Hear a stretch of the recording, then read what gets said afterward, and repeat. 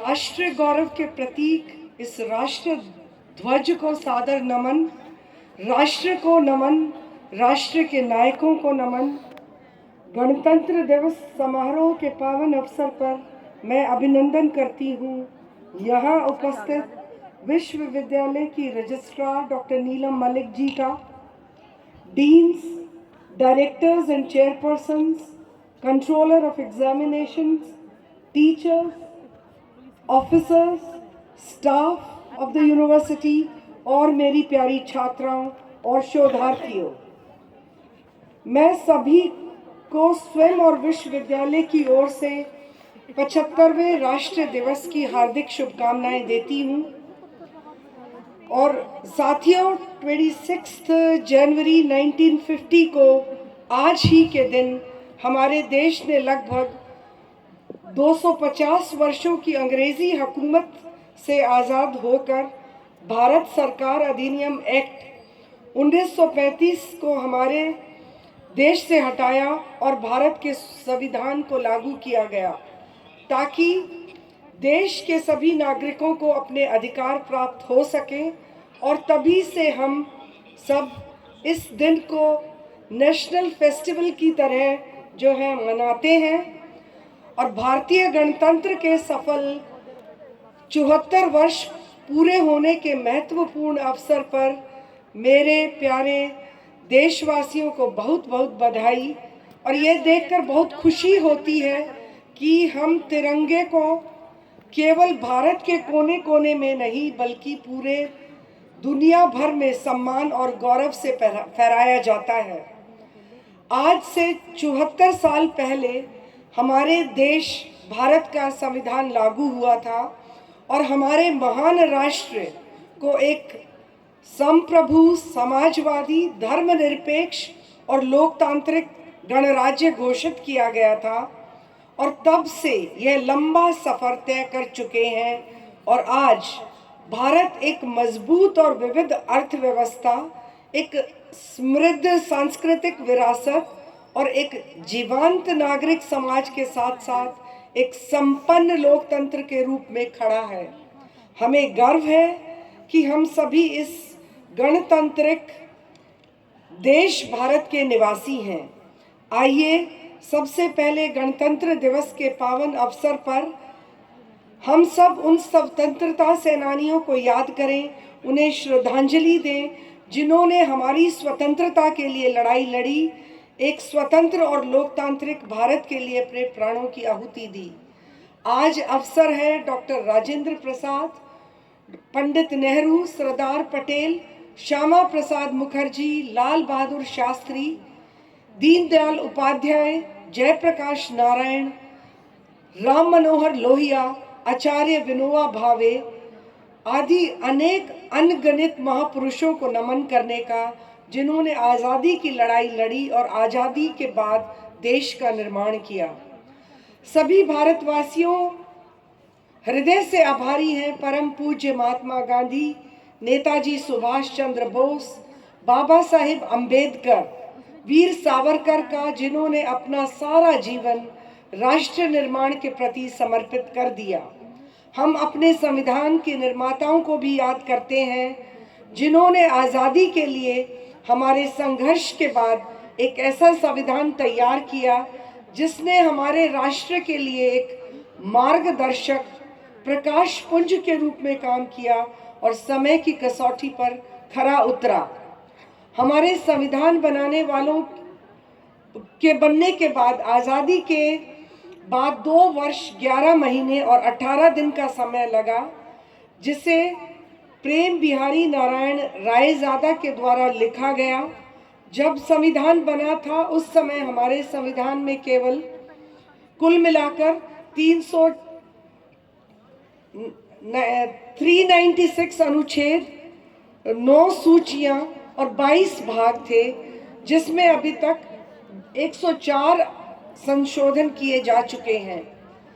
संविधान को डॉक्टर भीमराव अंबेडकर के नेतृत्व में रहकर 284 सदस्य टीम ने तैयार किया, जिसमें 15 महिला सदस्य भी थी। हमारा संविधान हस्तलिखित था। इसमें ना तो कोई टेली प्रिंटिंग थी और ना ही टाइपिंग थी। हमारा संविधान विश्व का लिखित सबसे बड़ा संविधान है। और आज सुबह ही मैं एक जो कॉन्स्टिट्यूशन की कॉपी मेरे ऑफिस में है उसमें देख रही थी कि जो उसका भाग 3 है जिसमें फंडामेंटल राइट्स की बात है, उसमें जो स्क्रिप्चर लगा है, जो फोटोग्राफ लगा है, वो श्री राम, भरत और सीता जी का पिक्चर लगा है। तो जिसमें हम राम राज्य की बात करते हैं वो भी मुझे लगता है सोल है। और जो ये आज का समय है, जो परिस्थितियां हैं, जब राम राज्य की बात करते हैं कि राम जी जो है that is an integral part of our constitution. और हमारे देश का संविधान ही एकमात्र ऐसा है जहाँ सभी धर्म जाति के लोगों को जोड़कर रखा जाता है। इन्हीं नियमों और अधिकारों को लागू करके हमें सिखाया जाता है कि नियम कानूनों का पालन करना और भारत को एक विकसित राष्ट्र बनाना है। भारत का संविधान एक जीवंत दस्तावेज है जो हमारे समाज की बदलती ज़रूरतों को पूरा करने के लिए वर्षों से विकसित हुआ है। यह सभी नागरिकों के मौलिक अधिकारों की गारंटी है और नागरिकों के प्रति राज्य के कर्तव्यों और जिम्मेदारियों का भी निर्धारण करता है। यह उन सिद्धांतों और मूल्यों को भी निर्धारित करता है जो शासन को एक लोकतांत्रिक प्रणाली को के आधार पर प्रदान करते हैं। आइए गणतंत्र दिवस के इस मौके पर हम अपने संविधान के मूल्यों और सिद्धांतों को बनाए रखने के लिए अपनी प्रतिबद्धता का प्रण लें। हम एक मजबूत, आर्थिक, समृद्ध और अधिक समावेशी भारत बनाने के लिए मिलकर काम करें। अपने सभी नागरिकों के लिए समान अवसर और न्याय प्रदान करने की व्यवस्था को ठीक भांति से समझें। भारत ने पिछले 75 वर्षों में कई क्षेत्रों में उल्लेखनीय प्रगति की है और अपनी उपलब्धियों पर हमें गर्व हो सकता है। हमने शिक्षा, स्वास्थ्य सेवा, विज्ञान, प्रौद्योगिकी, बुनियादी ढांचे और आर्थिक विकास में महत्वपूर्ण प्रगति की है। आज भारत दुनिया के कुछ शीर्ष विश्वविद्यालयों, अनुसंधान संस्थानों और बड़ी बड़ी कंपनियों का घर है और हम आईटी, फार्मास्यूटिकल और नवीनीकरणीय ऊर्जा सहित अनेक क्षेत्रों में जो है बहुत अग्रणी भूमिका निभा रहे हैं। हालांकि हमें कई चुनौतियों का भी सामना करना पड़ रहा है, जैसे असमानता, सामाजिक न्याय। हमारे समाज को लगातार जो है इससे जूझना पड़ रहा है और हमें उन मुद्दों के समाधान के लिए भी प्रयास दुगनी एनर्जी के साथ करना की आवश्यकता है। जलवायु परिवर्तन, प्रदूषण, पर्यावरण में गिरावट से उत्पन्न चुनौतियों का सामना करना पड़ रहा है। इन चुनौतियों का समाधान करने के लिए हमें एक साथ काम करने का जो है दृष्टिकोण अपनाने की ज़रूरत है।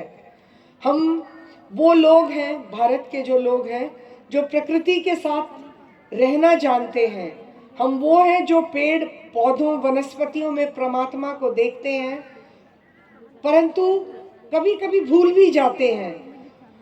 तो ये जो इस प्रकार के अवसर होते हैं, ये महान दिन होते हैं, हमें ये इंट्रोस्पेक्शन करने के लिए जो है मजबूर करते हैं और हमें करना चाहिए। हमें अपने इस विशाल देश की जो विविधता है उसका जश्न मनाने की ज़रूरत है। पीसफुल और कोएग्जिस्टेंस हमारा गौरव है। हमारे लिए सब बराबर हैं, छोटा या बड़ा नहीं है। हम अपने जो राष्ट्रीयता में एकता की जो भावना है उससे श्रेष्ठ भारत बनाने की तरफ हमें अग्रसर होने की आवश्यकता है। याद रखें कि हमारे राष्ट्र की ताकत हमारी विविधता में एकता है। और जहाँ तक एजुकेशनल इंस्टीट्यूशंस का प्रश्न आता है। भविष्य में हमें ऑटोनॉमस एजुकेशनल इंस्टीट्यूशन के रूप में आगे बढ़ने की ज़रूरत है। हमें ये संकल्प करना है कि हम देश की भावी पीढ़ी को संस्कारवान बनाएं, स्वच्छंद और स्वावलंबी बनाने में भूमिका निभाने का प्रयास हमारा होना चाहिए। और अब जो ये काल चल रहा है, विकसित भारत अभियान को सफल बनाने का भी हमारा प्रयास होना चाहिए। आज दुनिया का सबसे अधिक युवा जनसंख्या वाला देश भी भारत ही है। अपने युवाओं को साधारण मानव से मानव संसाधन में परिवर्तित करने का हमें संकल्पबद्ध इस प्रकार के अवसरों पर होना चाहिए। और एक जिम्मेदार संस्थान की तरह जो है, मैं चाहूँगी कि विश्वविद्यालय परिवार का हर एक stakeholder, teachers, administration, staff, students, उनको नई तौर पर संकल्पित होना चाहिए कि हमें अपने इस विश्वविद्यालय को भी आगे बढ़ाना है और राष्ट्र निर्माण में भी जो है सक्रिय भूमिका बनाने के लिए तैयार होना है। आज देश का हर नागरिक अपनी परिस्थितियां बदलना चाहता है, हालात को बदलते देखना चाहता है, लेकिन इंतज़ार करने के लिए तैयार नहीं है। वो चाहता है कि ये परिवर्तन उसकी आंखों के सामने हो और उसमें अपना योगदान सुनिश्चित करना चाहता है।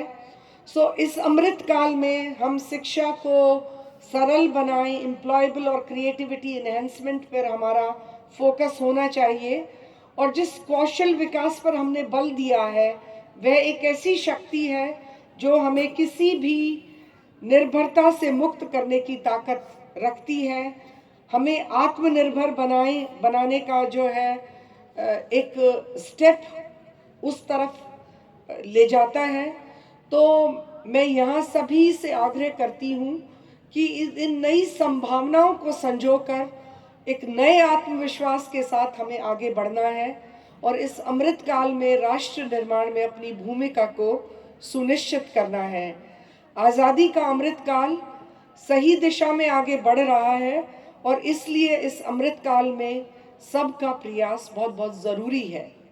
विश्वविद्यालय परिवार का जज्बा अपने विश्वविद्यालय के साथ देश और अंतर्राष्ट्रीय फलक पर आगे ले जाने वाला होना चाहिए। सभी शिक्षकों, गैर शिक्षक कर्मचारियों के साथ साथ सभी विद्यार्थियों एवं शोधार्थियों की जो ये BPSMV टीम है, इसको आगे बढ़कर अपने सभी सपनों को साकार करना चाहिए। और अंत में मैं ये कहना चाहूँगी कि हमारे देश का भविष्य हमारे हाथ में है। जिम्मेदार नागरिकों के रूप में ये हमारा कर्तव्य है कि हम लोकतांत्रिक प्रक्रियाओं में भाग लें, हमारे समाज के विकास में योगदान दें और भारत को महान बनाने वाले मूल्यों और सिद्धांतों का संरक्षण करें। इस गणतंत्र दिवस पर आइए हम अपने देश की उपलब्धियों का जश्न मनाएं और इस महान राष्ट्र का हिस्सा होने पर गर्व महसूस करें। सभी आयोजकों को इस भव्य आयोजन के लिए तहे दिल से बधाई देना चाहती हूं और धन्यवाद करती हूं। आपके योगदान की सराहना करती हूं कि आपको विश्वविद्यालय परिवार के मुखिया होने के नाते इस सफल आयोजन के लिए हार्दिक बधाई भी देती हूं और इन्हीं शुभकामनाओं के साथ अपनी वाणी को विराम देती हूं। आप सबका बहुत बहुत धन्यवाद। जय हिंद, जय भारत।